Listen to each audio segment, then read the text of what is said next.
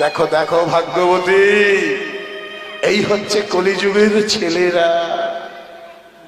এই তো কলিযুগের ছেলে।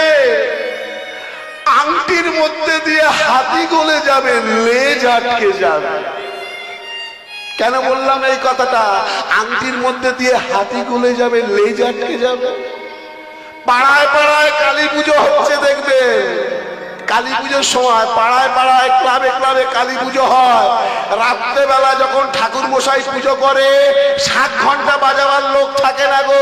ঠাকুর মশাইকে টাকা দিয়ে দেয় কমিটির ছেলেরা, ঠাকুর মশাই তুমি পুজো করো, তুমি শাঁখ বাজাও, তুমি ঘন্টা বাজাও।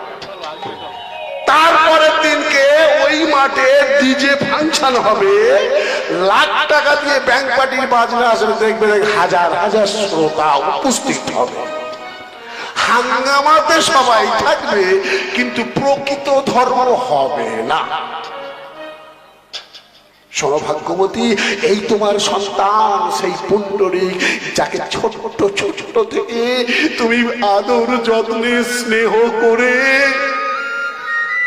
তুমি মানুষ করে তুলেছ। জানো ভাগ্যবতী, কলিযুগে 1 কলসি দুধে 7 কলসি পূর্ণ হবে, কিন্তু 7 কলসি দুধে 1 কলসি পূর্ণ হবে না। এটা কেন বললাম? ও মায়েরা, একটা কলসি মানে কলিযুগের একটা মা, মাতৃত্ব হৃদয় ভাণ্ড।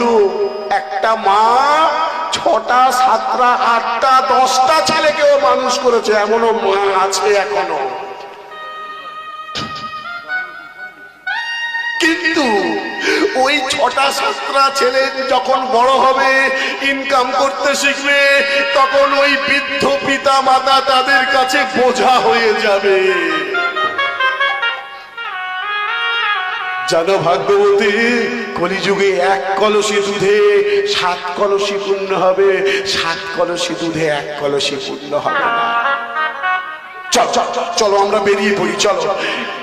ভজন সাধন করতে গেলে সকাল সকাল বেরিয়ে যেতে হয়, বেলাতে ভজন সাধন হয় না। বুড়ো বয়সে দাঁত পড়ে যাবে, হরিবল বলতে পারবে না, হবিবল হবিবল বলবে, সময় আর তুমি পেলে না। টাইম হয়ে গেছে, দেয়ালে নোনা লেগে গেছে, এবারে যাওয়ার সময় হয়ে গেছে। তাই চলো বেরিয়ে পড়ো। বাসি ফুলে দেবতার পূজা হয় না।